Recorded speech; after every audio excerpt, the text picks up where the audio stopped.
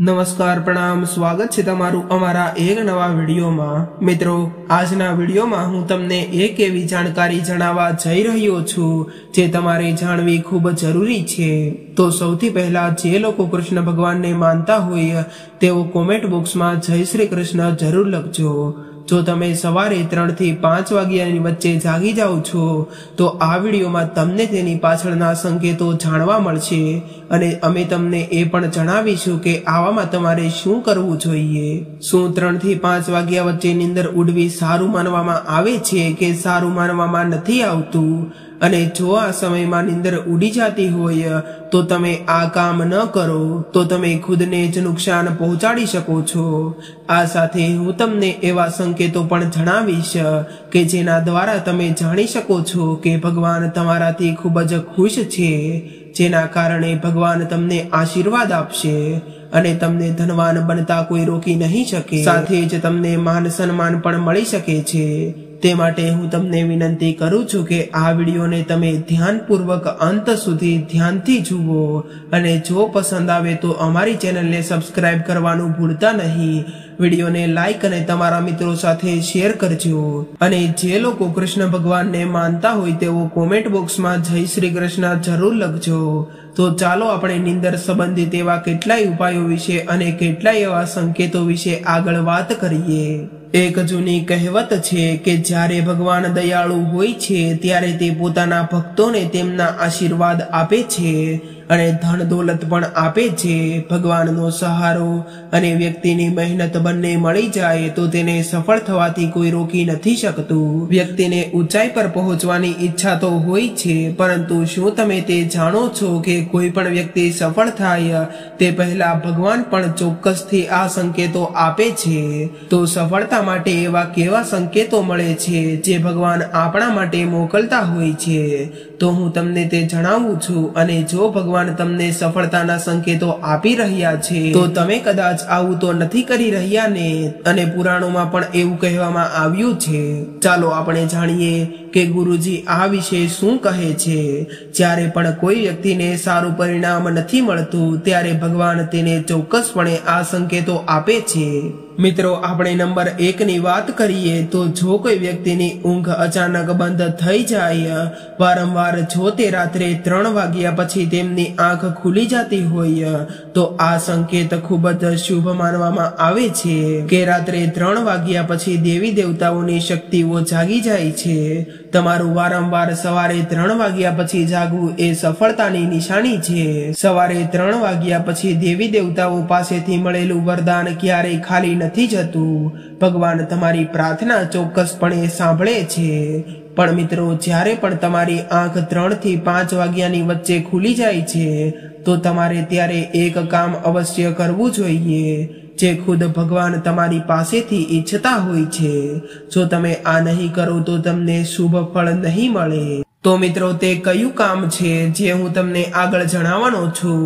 હવે નંબર 2 વિશે વાત કરી લઈએ। જો તમે તમારા સપનામાં ઊંચા પહાડો જોવો છો અને તમે ત્યાંથી વહેતો પાણીનો ધોધ જોવો છો અને તમે આ પીતા હોય તો તમે ચોક્કસપણે સફળતા મેળવી શકો છો અને આ સંકેતનો અર્થ એ છે કે ભગવાન સ્વયં તમને આશીર્વાદ આપી રહ્યા છે।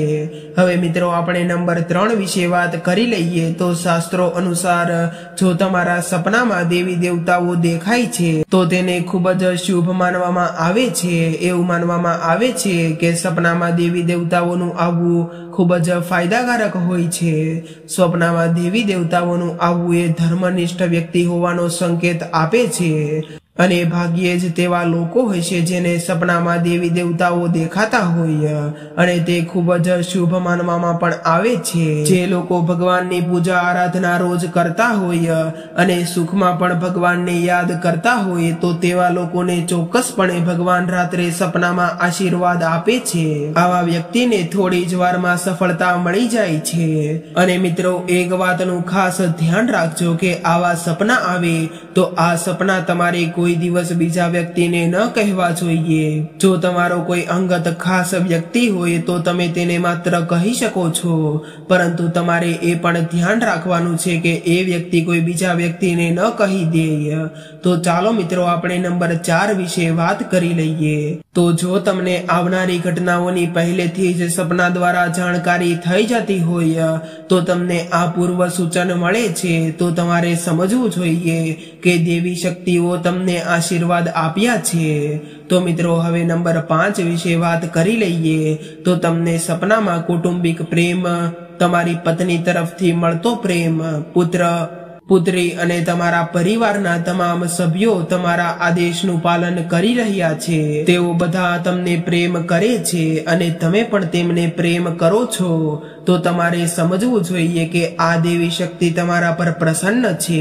હવે મિત્રો આપણે નંબર 6 વિશે વાત કરી લઈએ। તો જો તમે સપનામાં અચાનક લાભ મળે છે અને તમને સંપત્તિ મળે છે અથવા તો તમને પૈસા કમાવાના અલગ અલગ સ્ત્રોતો સપનામાં જોવા મળે છે તો આ એક શુભ સંકેત માનવામાં આવે છે। હવે નંબર 7 ની વાત કરી લઈએ। તો જો તમે સપનામાં કોઈ સુગંધિત વાતાવરણ લાગતું હોય અથવા તમારી આજુબાજુનું વાતાવરણ તમને સુગંધિત દેખાતું હોય અને સ્વચ્છ અને સુંદર દેખાતું હોય તો તમારે સમજવું કે ભગવાનની શક્તિઓ તમારી આસપાસ છે અને તમને મદદ કરવા માંગે છે। હવે આપણે નંબર 8 વિશે વાત કરી લઈએ। તો સુખદ પવન તમારી આજુબાજુમાં ફૂંકાતો હોય અને તમને સપનામાં એવું લાગે છે કે આજુબાજુમાં પવન ફૂંકાઈ રહ્યો છે અથવા જો તમને શરીરમાં અચાનક કોઈ ઘસારો અનુભવાય છે તો પહેલા ક્યારેય ન થયો હોય તો આવું સમજવું કે ભગવાન કે દેવી તમારાથી પ્રસન્ન છે। નંબર 9 વિશે વાત કરી લઈએ। તો ઠંડી હવાનું વર્તુળ બની રહ્યું હોય તેવું સપનામાં દેખાતું હોય। જમીન પર રહેતા સમયે પણ તમને ક્યારેય અનુભવ થાય છે કે તમારી આસપાસ વાદળછાયું વાતાવરણ કે ઠંડી હવાનો અનુભવ થાય છે જેણે તમને ઘેરી લીધો હોય તો તમારે સમજવું કે ભગવાનની કઈ દેવી શક્તિઓ તમને ઘેરી લીધા છે। આવી તક એવા લોકોને જ મળે છે જેઓ ખૂબ જ પૂજા કરે છે। હવે આપણે નંબર 10 વિશે વાત કરી લઈએ। તો પ્રકાશનો પંચ, અચાનક તમને તેજસ્વી પ્રકાશનો એક મુક્કો દેખાય છે તેની તમે કલ્પના પણ કરી નથી શકતા। અચાનક તમારા કાનમાં મધુર સંગીત સંભળાય છે અને તમને આશ્ચર્ય થાય છે કે અહીં આજુબાજુ કોઈ સંગીત નથી, તેમ છતાં પણ તે તમારા કાનમાં ગુંજી રહ્યું છે। તો તે સીટી વગાડવાની જેમ સંભળાય છે।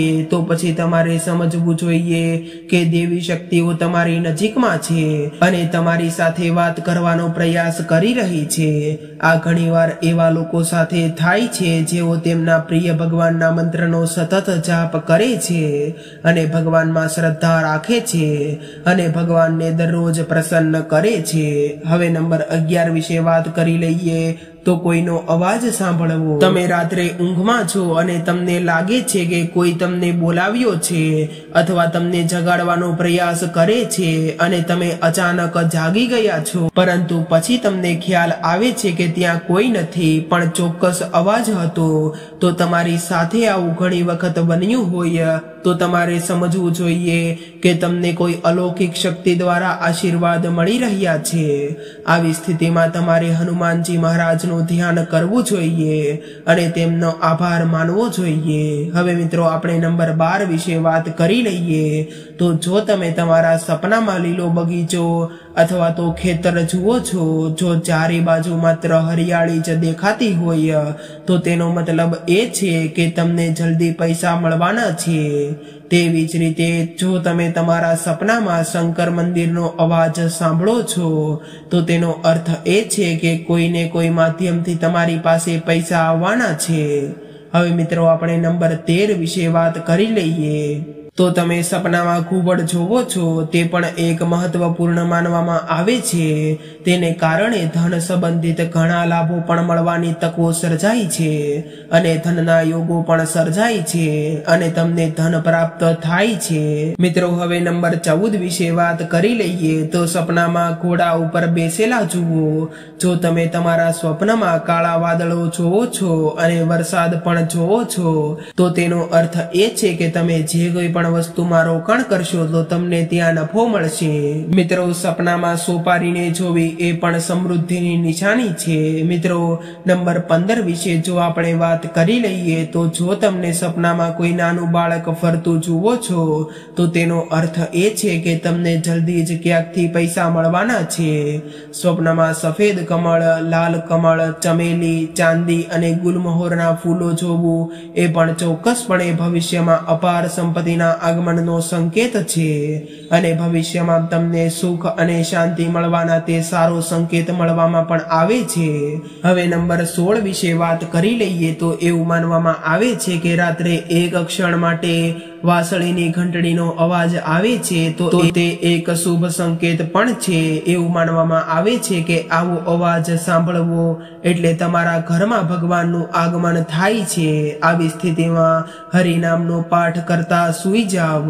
ધ્યાન રાખો કે કોઈ પણ દિવસે તમને આવો અવાજ સંભળાય કે આવો કોઈ અવાજ આવે તો તમારે કોઈ બહારના વ્યક્તિને આના વિશે કંઈ પણ માહિતી નથી આપવાની અથવા તો તમારે કોઈ બહારના વ્યક્તિને આના વિશે કંઈ નથી કહેવાનું। તમારે તેને તમારા કુટુંબમાં કોઈ પણ વડીલને કહી શકો છો।